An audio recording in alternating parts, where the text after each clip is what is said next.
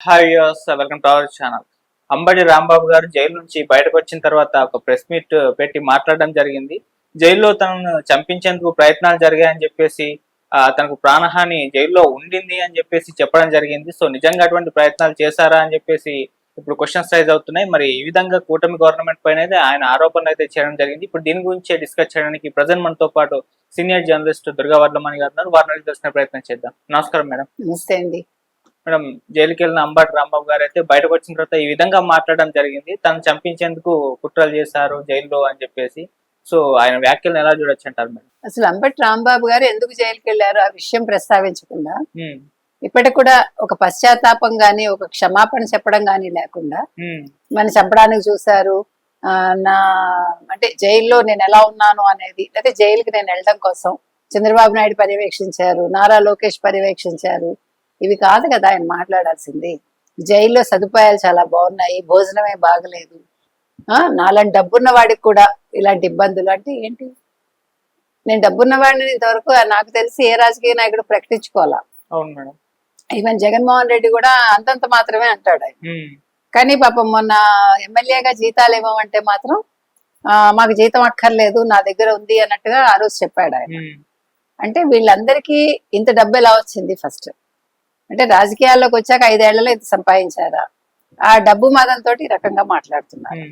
ఇవాళ అంబటి రాంబాబు చేసిన వ్యాఖ్యలు ఏ రకంగా తీసుకోవాలి అంటే, మేమందరం జైలుకి వెళ్తాము వైసీపీ వాళ్ళందరం, కాబట్టి మాకు భోజన సదుపాయం బాగా కల్పించండి అని అడుగుతున్నాడు ఆయన ఫ్యూచర్ లో జైళ్లలో.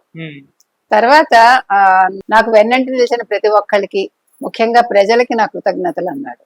ఆ తర్వాత ప్రజల కోసం పోరాడతాను.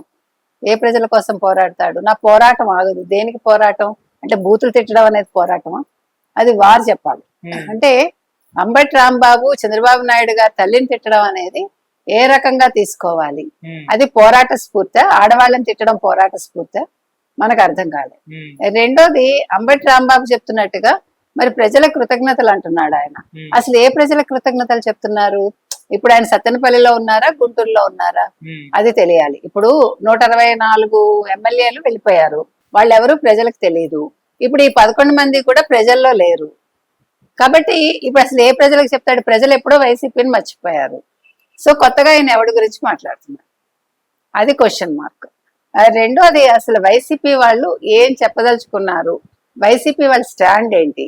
అంటే మహిళలను తిడితే వాళ్ళు గొప్పవాళ్ళు అయిపోవాలా? గొప్పవాళ్ళు అవుతారా? అంటే జైలుకి వెళ్తారా? జైలుకి వెళ్ళినా కూడా బుద్ధి రాదా? ఇది మనం ప్రశ్నించాలి.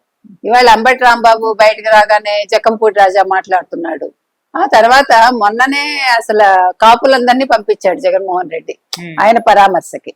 అదేంటో మరి, కాపులే ఎందుకు వెళ్ళాలి, రెడ్లు వెళ్ళరా? జగన్మోహన్ రెడ్డి ఇంటికి వెళ్ళాడు కానీ జైలుకి వెళ్ళలేదు, చూసారా మీరు? కానీ ఆ రోజు పిన్నెల్లి సోదరుల కోసం వెళ్ళాడు 40 లక్షలు ఖర్చు పెట్టుకుని. మరి అది ప్రశ్నించడే? భోజనం బాగలేదు అంటున్నాడు జగన్మోహన్ రెడ్డి, నా కోసం రాలేదని ఎందుకు మాట్లాడు అంబటి రాంబాబు? నీ మీద అంత ప్రేమ ఉంటే, అంటే కాపులు జైలుకి వెళ్తే ఆయన పండగ చేసుకుంటాడు. 7 గంటలు ఆయన యాత్ర చేసుకుని పూలు చల్లించుకుని, చూసారా కాపు నాయకుడు వెళ్ళిపోయాడు అంటాడు. కాపు టైగర్ తీన అంటే మరి ఆయన ఎవడు? పులివెందుల పులి కాస్త ఇప్పుడు కాపు టైగర్ని మార్చేసేసాడు అయింది. ఇప్పుడు పులివెందుల పులి కాదా జగన్మోహన్ రెడ్డి? మనకు అర్థం కావట్లే. అంటే ఓట్ల కోసం వీళ్ళు ఎలా దిగజారుతారు, ఎలా మాట్లాడతారు, ఇవి మీరు గమనించాలి. ఎందుకంటే ఇవాళ అంబటి రాంబాబు అనే అతను ఒక బఫూన్ లాగా తయారయ్యాడు నన్ను అడిగితే. ఇప్పుడు అసలు ఇప్పుడు సిగ్గుపడాలి ఆయన. ఒక ఎవరు పద్మనాభ రెడ్డిగా మారిన ముద్రగడ పద్మనాభం గారి పరిస్థితి ఏంటి ఈ రోజు? మొన్న ఎందుకు వచ్చి లెటర్ రాశాడు, లెటర్ బయట పెట్టాడు, అసలు ఎందుకు మాట్లాడాడో ఆయనకే తెలియదు.